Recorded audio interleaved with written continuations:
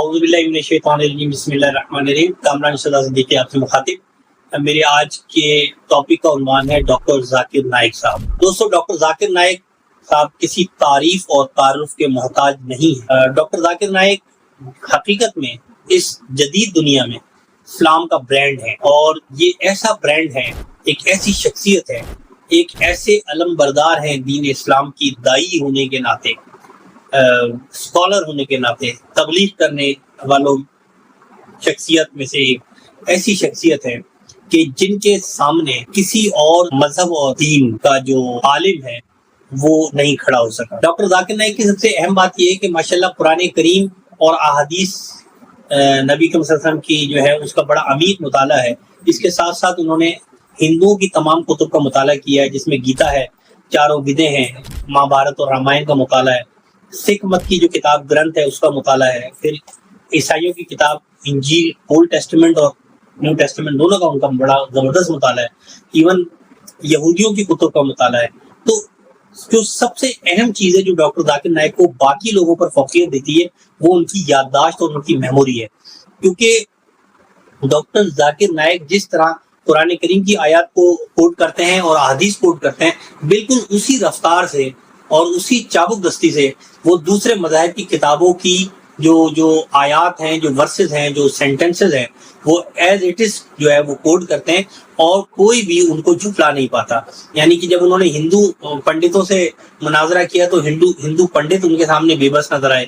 اور جس طرح انہوں نے عیسائی پادریوں سے اپنا مناظرہ کیا تو عیسائی پادری ان کے سامنے بے بس نظر آئے۔ اس کا مطلب یہ ہے کہ مختلف مذاہب کے جو دانشور ہیں یا جو پنڈت اور پادری ہیں وہ اپنے اپنے مذاہب کی صحیح باتوں کو چھپاتے ہیں صرف اپنی دکان کو بڑھانے کے لیے۔ اچھا، بدقسمتی سے اسلام کے جو ہم نام لیوا لوگ ہیں، اس دین میں بھی جتنے لوگ ہیں جو دین کی پریچنگ کرنے کا کہتے ہیں، جیسے مثال کے طور پہ ہر آدمی اپنے آپ کو عالم کہتا ہے اور ہر آدمی اپنے آپ کو مولوی یا ملا سمجھتا ہے، تو وہ لوگ بھی دراصل اپنی دکانیں جو ہے وہ چمکانے کے لیے نفرت اور مختلف انتشار پیدا کرتے ہیں۔ اور جو صحیح عالم ہیں، چاہے وہ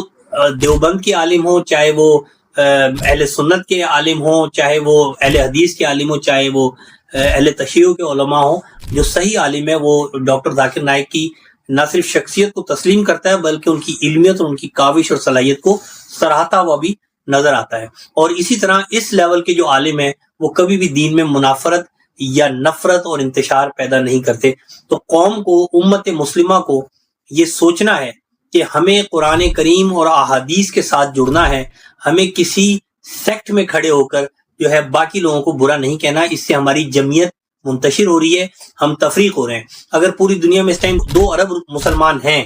تو ہم اگر اس میں 4-5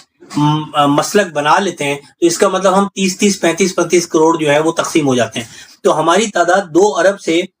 35 کروڑ یا 40 کروڑ پہ آ کے کھڑی ہو جاتی ہے۔ تو ہم نے جو ہے وہ اپنے آپ کو ڈیوائیڈ نہیں کرنا، یونٹی میں لانا ہے۔ وَاعْتَصِمُوا بِحَبْلِ اللَّهِ جَمِيعًا وَلَا تَفَرَّقُوا، ہم نے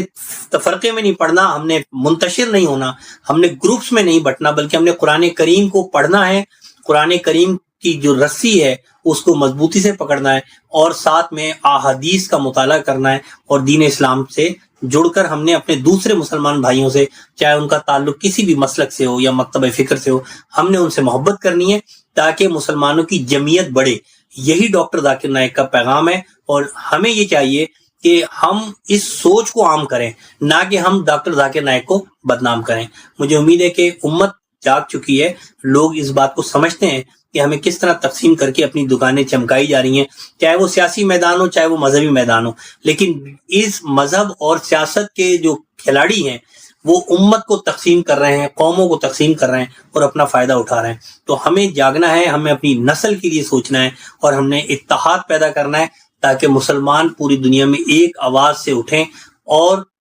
نبی اکرم صلی اللہ علیہ وسلم کی جو شریعت ہے ہم اس کو پھیلائیں اور ہم محبتوں کو بانٹیں۔ اس ویڈیو کو، اگر آپ کو یہ ویڈیو صحیح لگتی ہے، آپ یہ سمجھتے ہیں کہ ایسا ہی ہونا چاہیے، تو اس ویڈیو کو زیادہ سے زیادہ شیئر کریں، اسے اپنے کامنٹس دیں، اور جتنے بھی آپ کے کانٹیکٹس ہیں اس میں اس کو شامل کریں۔ بہت شکریہ۔